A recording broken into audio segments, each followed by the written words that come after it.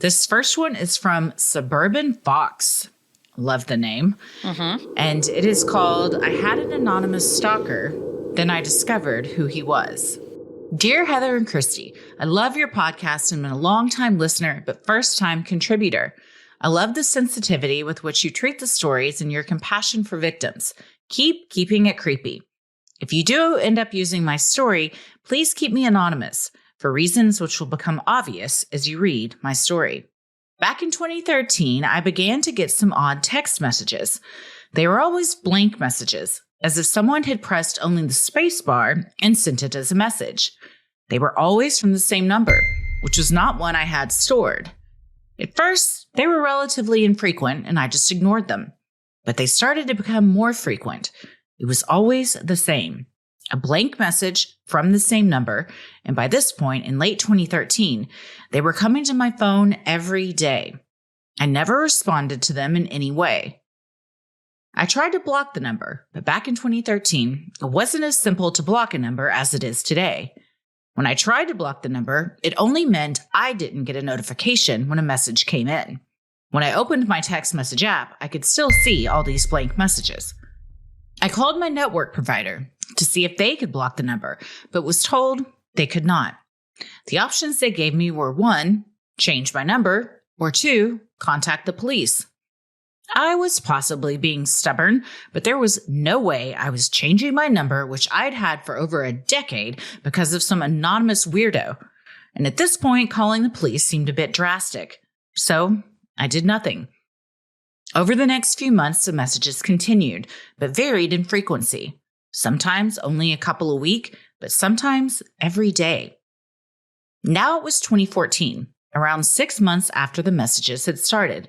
And one night, I decided I'd had enough. I'd received a message every day for 2 weeks, and it was starting to really bother me. So I called the police. They were very helpful.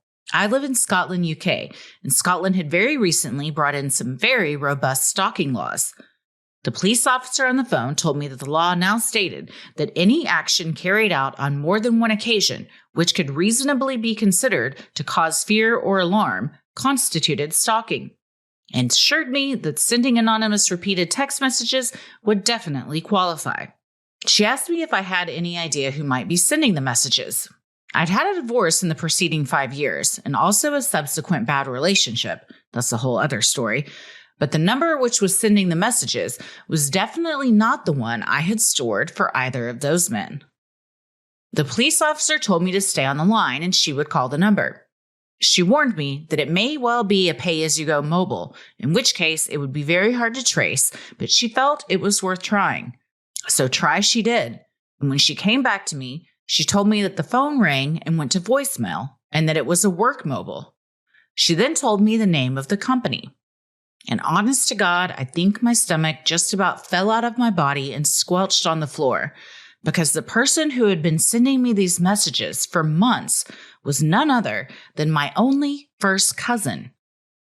When I blurted out, "That's my cousin," to the police officer, she sounded a little confused, not half as confused as me, and said, "Oh, okay, so can I just leave you with that then?" Confused and more than a little stunned, I muttered, "Okay," and she ended the call. To give a little family context here, we are a small family who live in the same city. This man, my cousin on my deceased father's side, was not someone who I saw regularly. He was several years older than me. We got together as a family at Christmas, but other than that, I seldom saw him. He will now, from now on, be known as Cousin Psycho. That's how his number is now stored in my phone. We were not close, and I had never met up with him outside of wider family gatherings. I was stunned and completely unsure what to do. Should I call the police back and take this further, or attempt to deal with it myself? Was I putting myself in danger by doing nothing? The next day, I was sitting in my kitchen drinking coffee, and, surprise, another blank message came in. There was no way I was letting this continue. So I replied to it. Ladies, I know you will be able to imagine how much I wish I could have seen his reaction when he got my message. "Hi," insert cousin psycho name. "This is your cousin," insert my name. I've been getting a lot of blank messages from this phone and have only just discovered it belongs to you. This needs to stop. I'm guessing there may be a fault on your line. If it continues, I am going to need to contact your service provider. You'll notice that I gave him an out. My brain also did not want to accept the possibility that this man, who I had known since I was a child, was doing this on purpose. However, the fact that we had never communicated in any way over his work phone, and I had only ever sent him one message on his personal phone, which was a different number, was unsettling and suspicious, to say the least. Only a few seconds later, my phone rang, and I realized it was him calling me. I didn't want to speak to him, so I didn't answer it and went to voicemail.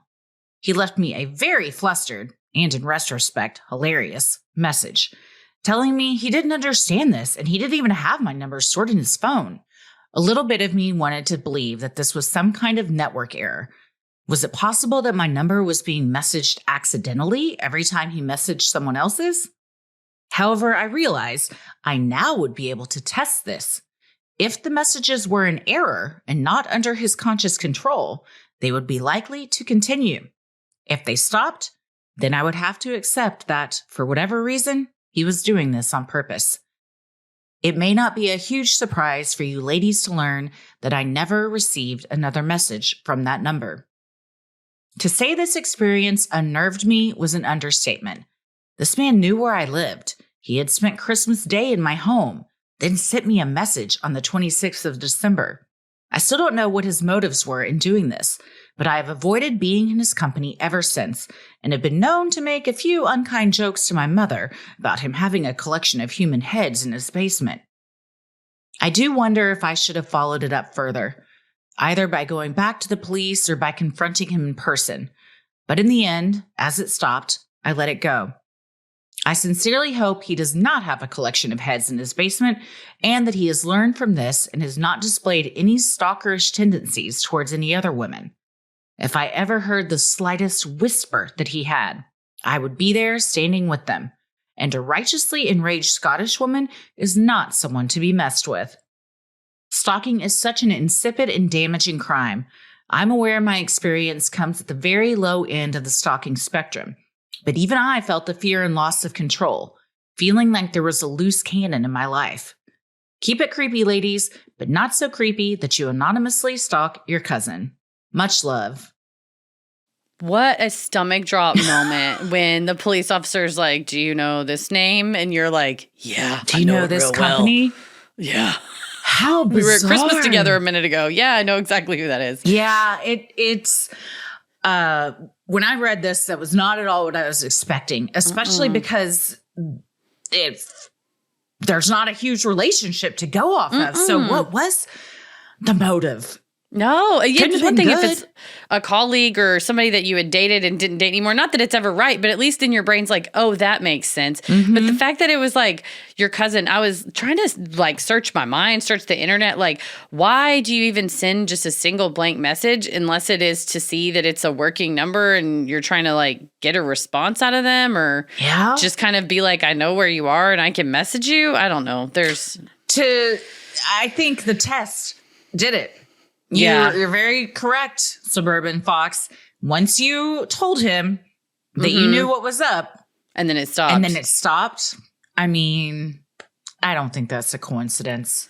Yeah, especially the immediate calling. Although I love that straightforward message of like, hi, cousin. Yeah. It's your other cousin. I know it's you. And it's like, how long has she known it's me? I hope he shit his pants. I hope he was horrified. The immediate calling. Honestly, for a second, I was like, okay, maybe they're calling because it really is a mistake. But the fact that you never got another message, that he didn't think his part through on how to cover his tracks. Because if he had been, he'd be like, oh, I got to send another message or else she's going to know it was me. Not to give anybody any ideas.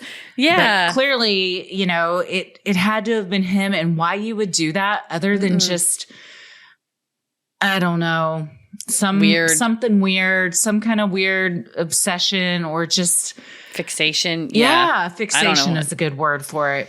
Yeah. Regardless of what it is, I don't like it. But you're right. I mean, even if he like kept texting her and then later goes, oh, I got that fixed with my phone company. You're like, well, how did you get it fixed? Mm-hmm. And then you being the victim could absolutely just call the phone company and go, is this a thing that ever happens? Or is my cousin lying to me because he wants to text me every single day? I would lose it. Like every day for 6 months or at least long stretches of every day in a row. Nah, because then the days when you don't get the text, you're like, oh, thank God I'm not getting it. But you're still like, but will I? Yeah. Like, is it over? It isn't. And nothing being said, it almost makes it weirder because my mind would just reel like, what is your motivation here? Like, you don't even know that I'm getting these messages. I'm not replying. Are you hoping that I will reply? And then something can, maybe like, who is this? And then they fake like a persona Catfish, or something since you don't know that phone number. I don't know. But Suburban Fox was like, it's not getting to that point because I'm going to call your ass out right now. And shout out to the Scottish police for taking it seriously and for passing those, especially back in 2013, 2014, like ahead of the curve, passing laws and not just going, I don't know, it's just some number. If I can get over it. I like the police officers like, I'll call it myself. I'll figure out who it is now. Stay on the line. Yeah, good for them for having more severe stalking laws. We all should, because you're absolutely right. It's insipid, dangerous. And yeah, this may have been at the low end of the spectrum, but it stuck with you enough to write into us and it affected your life. And I'm sure you still wouldn't want to spend Christmas with him ever after that. No, not at all. And just that feeling of I can't control who's messaging me, how it's happening, what this person wants from me. Like, she said, it's like a loose cannon. You're like, I don't know what they're capable of. So I'm glad you got that squared away. And I think this kind of stuff should be reported because it's sending those messages with the purpose of harassing you and they're unwanted. So making them aware, like, stop fucking doing it. And he ratted himself out though by just stopping immediately. Yeah, he did. But good. I'm glad that stopped for you. And I hope it didn't start up for anybody else. Mm-hmm.